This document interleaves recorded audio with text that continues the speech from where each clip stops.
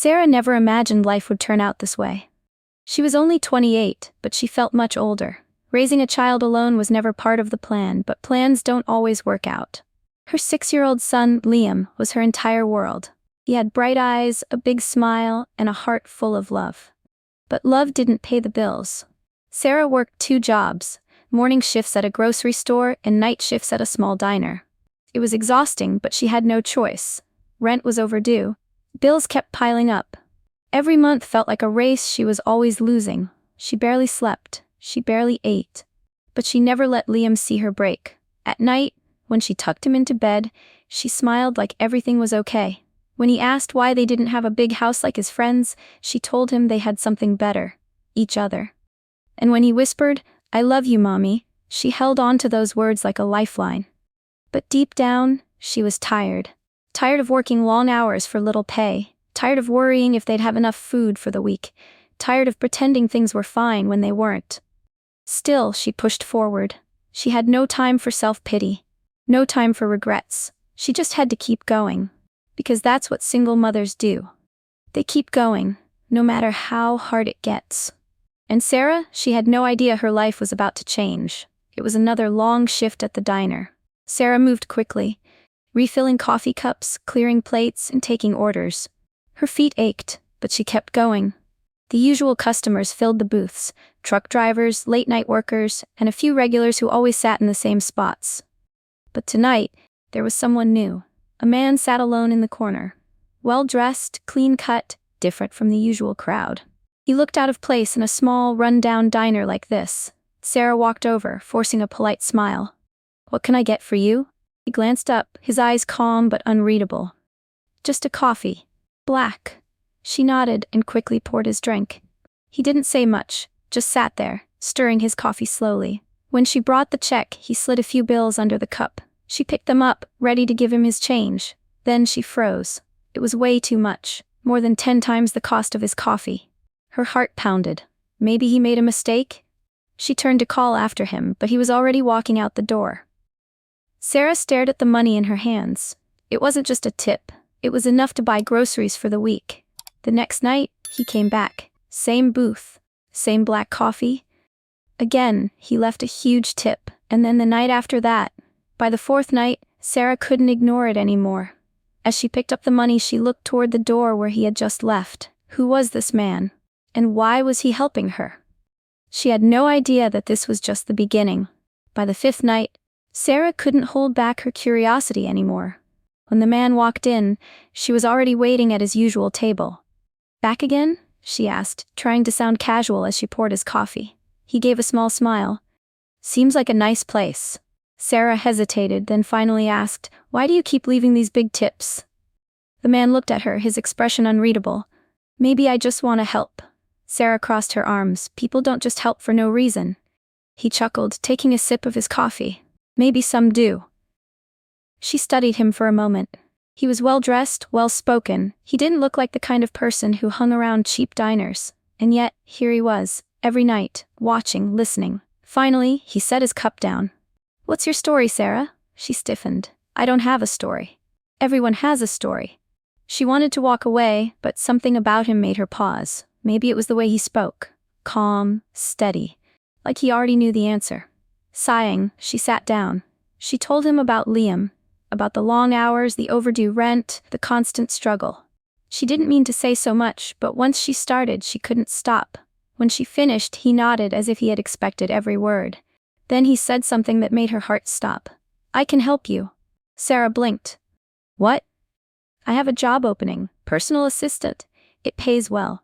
She stared at him. "You don't even know me." He smiled. "I know enough." She shook her head. "This doesn't make sense. Why would you offer me a job?" He slid a business card across the table. "Because I see potential in you," he said simply. Sarah hesitated before picking up the card. Her eyes widened. The name printed on it was one she had seen before. Daniel Carter. She swallowed hard. She had just told her life story to a billionaire. And now, he was offering her a way out. Sarah stared at the business card in her hands. Daniel Carter. She knew that name. Everyone did. He was one of the richest men in the city, a billionaire. And yet, he had been sitting in her diner, drinking cheap coffee, listening to her struggles. It didn't make sense. Her first instinct was to say no. People like him didn't help people like her. There had to be a catch. But as she lay awake that night, staring at the ceiling, she couldn't stop thinking about it. This could change everything. A real job, a real salary, no more worrying about rent, no more working 2 jobs just to survive. By morning, she had made up her mind. She called the number on the card. A woman answered, polite and professional. Within hours, Sarah had an interview scheduled. The next day, she stood outside a massive glass building, her heart pounding.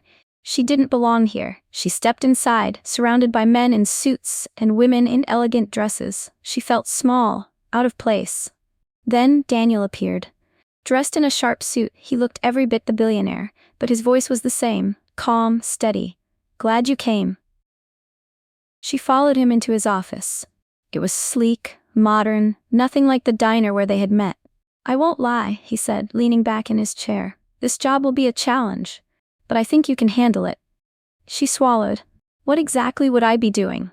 Scheduling, organizing meetings, handling paperwork, nothing you can't learn. And the salary? He named a number that made her breath catch.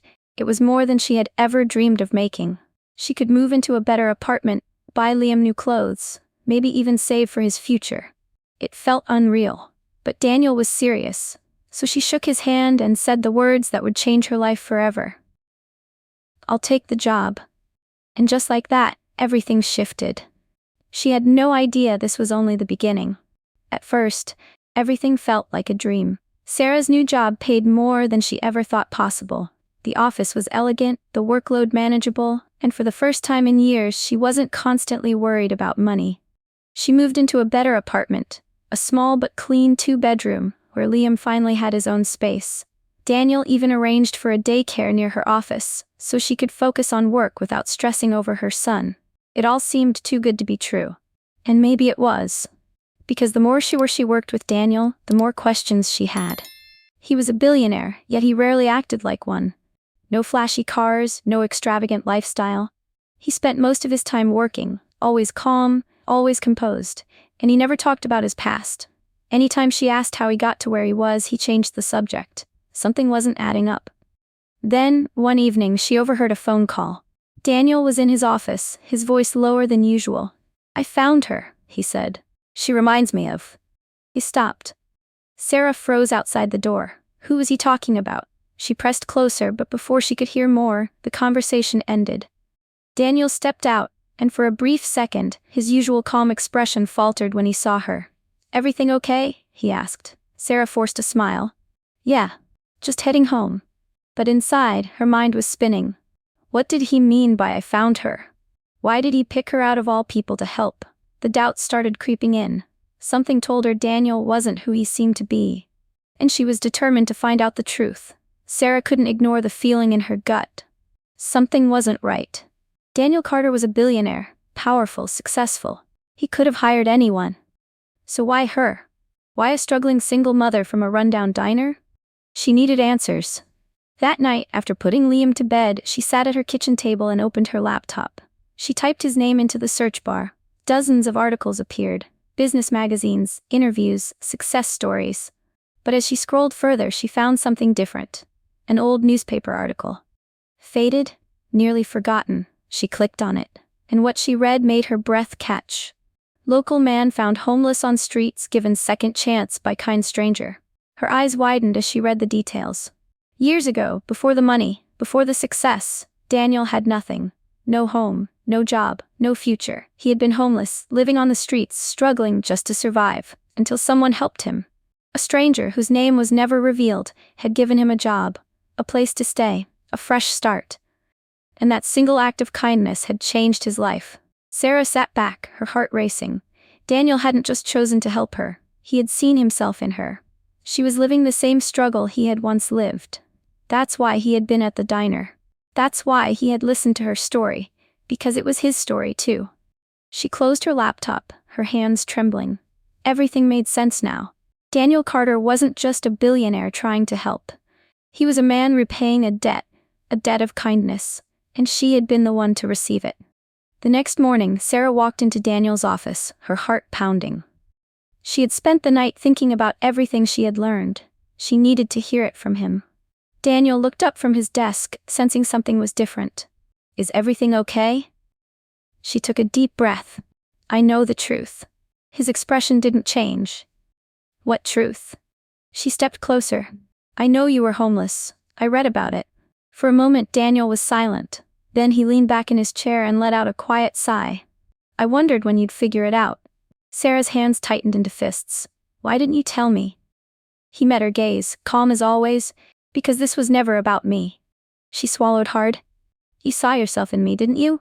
Daniel nodded. Yes. When I first saw you at the diner, struggling, exhausted, I knew exactly how you felt, because I've been there. She sat down, trying to process everything. Who helped you? His jaw tightened. A stranger. I never even knew their name. They gave me a job, a place to stay, and a chance to rebuild my life. I promised myself that one day, I would do the same for someone else. Sarah felt a lump in her throat, and that someone was me. He nodded again. Tears burned her eyes, but she blinked them back. She had spent so long believing the world was cruel that people like her never got lucky. But sitting in front of her was proof that kindness existed, and sometimes it changed lives. Just like it had changed his, and now, just like it had changed hers.